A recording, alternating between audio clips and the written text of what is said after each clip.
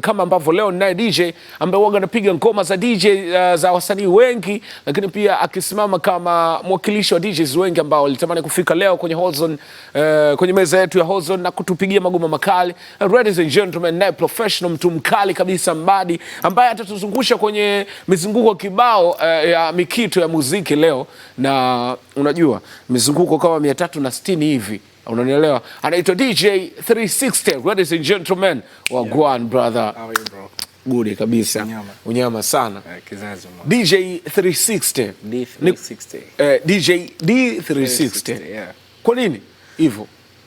D ni kifupi cha jina langu. Na Daudi. No, Dula. Dula.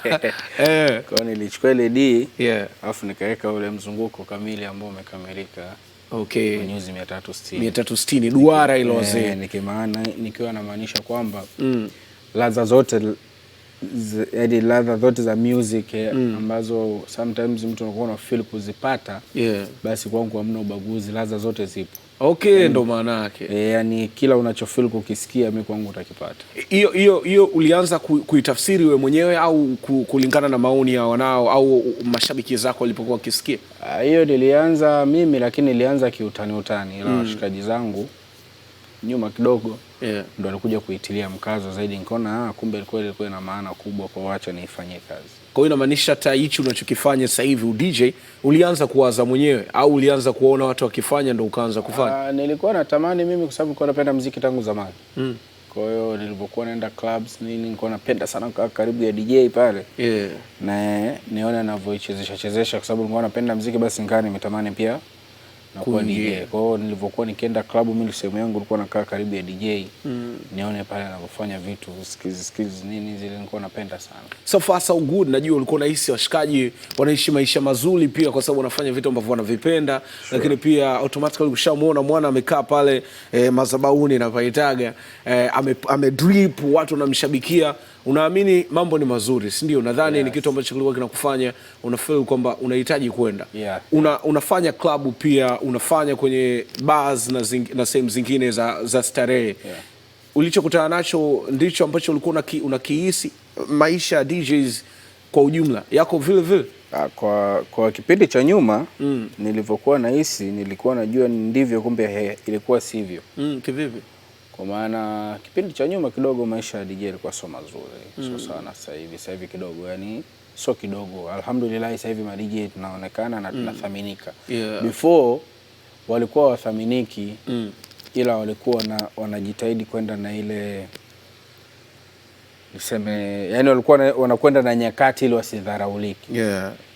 Au kuweza tu kuacha au kufanya au kuendelea na maisha mengine, kwa sababu ni kitu ambacho nahisi wengi wanafanya kitu ambacho wanakipenda kwenye mioyo yao. Kwa hata wale walikuwa wanafanya mwanzo kabla yangu mimi, pia najua ni watu walikuwa wanafanya kitu ambacho kinatoka kwenye moyo, yani talent ambayo mtu ameipenda na iko kwenye moyo. Yani kuna muda ukikaa hivi, hii si niachane nayo, unaona sio kweli, mbona ni kitu ambacho mimi nakipenda, ngoja tu niende nacho hivyo hivyo. Hivi DJ mnapendana kweli? Kwa nini nakuuliza hivyo? Nilikuwa naangalia situation ambazo zinatokea sasa hivi kwenye game ya muziki, kurushiana maneno, watu wanatupiana makombola kweli. Na katika kurushiana makombola unagundua kabisa kuna vinyongo viko ndani big time. Hiyo nimeongelea kwa wasanii hususan wa muziki na vitu kama hivyo, na watu maarufu wengine.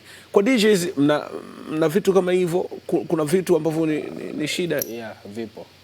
Vipo DJs asilimia kubwa tunakuwa tupendani, afu hamna kitu kibaya kwa DJ ambacho tunacho. Kwa maana wengi tunashindwa kufika mbali kwa sababu yani kukubali anachokifanya mwenzako, kwamba yes huyu anafanya kitu fulani mimi kanizidi, natakiwa nikae chini nijifunze kupitia yeye. Hicho kitu sisi wengi wetu hatuna. Na ndio maana wengi tunafeli kufika matamanio yetu yalipo kwa sababu ya hivyo vitu. Ma DJ kweli tupendani asilimia kubwa, nadhani sio ndogo, ni kubwa, tupendani. Yani hizi deals za kupeana hizi yani ishakuwa mpaka ishafikia stage ishakuwa ina matabaka. Nadhani wengi wao watakuwa wakisikiza watanielewa. Ishakuwa ina matabaka. Let's say yani watu wa Sinza wanajikubali wa Sinza, afu mtu wa Sinza kumpa Mchongo mtu wa Masaki au Mikocheni au Tegeta na sehemu zingine tofauti tofauti. Yani wengi wanapeanaga ile yani ile yani mpaka wewe mwanao sana. Sio mpaka wewe mwanao sana. Yani sio mpaka wewe mwanao, yani wewe mwanao sana. Na mnaweza mkao mnaongea kila siku na anajua kabisa bwana anahitaji mchongo. Lakini bado yani unakuwa na tabia za kunjiana sana. Noma. Inanitafakarisha kwa sababu pia nilikuwa naongea na Legend DJ Nico Track, akasema hii ni moja kati ya changamoto ambayo pengine inawatesa zaidi DJs wa sasa hivi. Kila mtu anafanya gigi kwa upande wa kwake, anatafuta madili yake upande wa kwake. Kwa hiyo mwingine akikosa au kama ni deal basi linagombaniwa kweli kweli ndani na nje ya uwanja. Na akanambia hiyo inawakwamisha ninyi kufika kwenye safari ya mafanikio kama DJs. Na moja kati ya kitu ambacho alikisema ni kwamba hata huu mpango wa DJs kuwa na vyama vyao ambavyo vitakuwa wanazungumza mambo yao, wanafundishana mbinu za kupita, ukikutana kitu fulani unapita vipi. Moja kati ya vikao na mikutano imefanyika jana pale Hekima Garden, na jana tulikuwa live kupitia Hozo na umeongea vitu vingi. Ulikuwa hapo jana? Ulienda? Umejifunza nini? Kumbe na shuhuda kabisa. Of course nimejifunza vitu vingi na pia nimependa na pia niwapongeza sana walokaa wakatafakari kuleta hichi kitu ili tuwe nacho, kwa sababu moja ya kitu ambacho mimi nimependa kile kikao na kwa wale walio kutukutanisha wamfanya kitu kizuri, kwa sababu moja ya kitu ambacho mimi nimekipenda na ninaona kitakuja kutuletea matunda mazuri kwanza kutukutanisha na kutuweka karibu. Hicho ndo kitu cha kwanza ambacho mimi nilikipenda. Licha ya changamoto ni nyingi, lakini mimi kwangu mimi nimejifunza vitu vingi jana. Nimezidi kuwa na moyo, yani nimepata moyo zaidi kwa kuamini kwamba kazi hii sasa hivi sio kazi yetu, sio kwamba kazi kama ya zamani. Ukiwa DJ unaonekana ni mtu ambao huna thamani, unadharaulika mtaani, watu wanaenda kushaona DJ anaona muni hamna kitu. Lakini sasa hivi DJ tunaheshimika, na kitu ambacho nimefurahi sana ni kikao ambacho tulikaa jana. Nawashukuru pia Basata pia kutusimamia kuwa kama walezi wetu rasmi ili na sisi tuheshimike kama wasanii. Dau za gigi ziongezeke. Yani maisha na sisi yawe kama ya wasanii, yani wanaimba na vitu vingine, wanaigiza na vitu vingine vizuri. So kuna kitu hapa nisipokuuliza nitaumia, kwa sababu nilikuwa nawaza nani nimuulize. Sisi watu wa hip hop pamoja na gospel tunalalamikia sana ninyi DJs kwa sababu hampigi ngoma za gospel au za hip hop isipokuwa hiyo ngoma ikiwa imetrendi. Why? Mna shida gani huko? Hapana, unajua moja ni ongele kwanza swala la hip hop. Hip hop unajulikana ni muziki mgumu, unajua.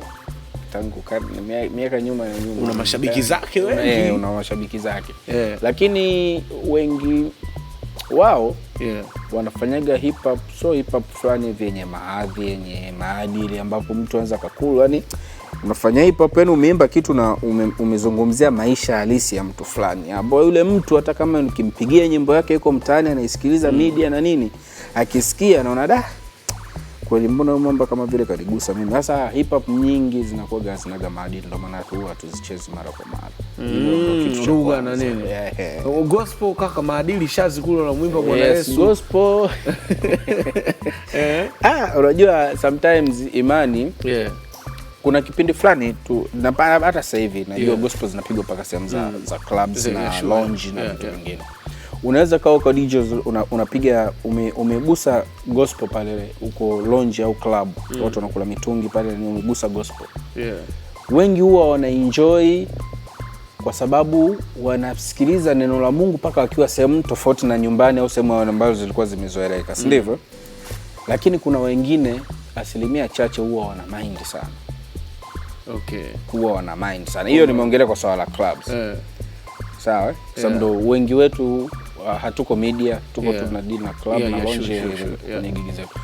Kwa hiyo kuna muda tunakuaga waoga kuzicheza gospel kwa sababu kuna mtu sometimes anakuja unamwona kabisa kashika chupa kwamba wewe vipi mshua mbona zingua kabisa mapambio tena na huko. DJ D360 of course utagundua kwamba tuna mengi ya kuzungumza, so endelea kuchill hapo, endelea kuenjoy kwa sababu sasa hivi tunaenda kuzipiga zile ngoma zote kali kwa ajili ya kwako ambao unatazama. So una nafasi ya kumwambia DJ 360 ni nini ambacho unataka kumuuliza, nini ambacho utakuwa umekipenda kutokea kwake, lakini pia kama kuna mkwaju ambao unatamani sana upige, tuambie kupitia codes za kijanja ambazo zinapita hapo chini, namba zetu hizo hapo. Sema L5 L5 mwambie DJ 360 hivi. Kama una lolote la kutuambia pia unaweza kupitia mitandao yetu ya kijamii, tunaenda kama tu digital au TBC2, lakini pia pale utakutana na DJ D360 pale official DJ. Dondoka pale utakutana na posta, dondosha ujumbe wako, mambo yatakuwa mwake. Mimi sipendi sana kuelekeza, mnalijua hilo jukumu langu, waga nalikimbia sana. Sasa nataka DJ D360 awaelekeze. Nehemia kaka, langu ni mchache sana, nitakuwa sipendezewi kama hatupati burudani. Nilikuwa na DJ D360. Of course najua utakuwa na lolote ambalo unataka kuambia na ujumbe wote kwa DJ sasa hivi. Mimi kwanza napenda kwanza shabiki wote wa Outzone TBC. Pia fans wangu ambao wanafuatilia kwenye mitandao yangu ya kijamii pia nawakubali sana, nawapenda sana. Bila kusahau pia big shout out kwa wanangu Morogoro, kwa sababu mimi Morogoro ni nyumbani, unajua. Okay, Morogoro nyumbani. Bila kusahau pia watu wa Singida, nimesikia comment zenu pia Singida mimi ni nyumbani. So big shout out kwenu, nawapenda sana. Msiache kunifuatilia kwenye mitandao yangu ya kijamii official DJ_D360 TikTok, Instagram pia napatikana hivyo. Dondosha comment zako pale, like, tuendelee kuwa marafiki. Mambo mengine yataendelea. Umeshajirasmisha? Mapema leo mchana. Okay, vizuri. Uambie ma DJ ambao bado hawajirasmisha, ambao bado hamjajirasmisha bwana, karibuni, muda ndo huu hapa, ni mwisho wa mwezi huu hapa. Dirisha linakwenda kufungwa, kwa hiyo wahi ili kuepukana usumbufu wa serikali, na pia ni kitu kizuri kujiandikisha kuwa wewe ni unatambulika na BASATA, Baraza la Sanaa. Kwa hiyo itakupa nafasi nyingi mbeleni endapo kwa lolote changamoto yote ambayo itakuja kutokea, wao watasimama kama backup yako. Safi kabisa. Of course imebakia siku 10 tu kwa DJs na MCs kuhakikisha mmeshajirasmisha, na ni easy sana kwa sababu vigezo ni kuhakikisha tu kwamba una namba ya NIDA, lakini pia TIN number ni kigezo cha pili, na namba ya simu, unanielewa. So unaweza kujisajili pia kama uko nje ya mkoa wa Dar es Salaam kama walivyosema, na tunavyokuambia kila siku kwamba unaweza kujisajili pia kupitia online kupitia http://sanaa.go.tz pale. Lakini pia namba za simu zipo kwenye peji za BASATA, so dondoka pale utapata maelekezo yote na utakuwa unajisajili na kuwa rasmi, na utakuwa chini ya sheria na mambo yako yote yatakuwa yamenyooka, kwa sababu madili, lakini pia msaada kibao itakuwa inapatikana hapo. Hii ni Outzone, chimbo la burudani kutokea hapa Ujanjani HQ TBC2. Unyama sana, namuona fundi wangu, fundi la mafundi, Mkalo kaza nakwambia tulia, nyama ni nyingi. Magari umetisha sana producer hii show, lakini Nehemia big time, unyama mwingi sana kwa camera person, unyama mwingi sana kwa DJ D360. Naitwa L5 L5, I'm the king of Gen Z, kama ninavyokuambia every day. Waga na enjoy sana nikiona unatazama na una enjoy, lakini kikubwa kisha tu una furaha na kufurahia kila moment ambayo unaipitia, kwa sababu ni lazima uipitie. Tukutane kesho wanangu, tutakuwa na DJ mmoja mkali sana. Endelea kuchill, endelea kutazama show zingine. Goodbye.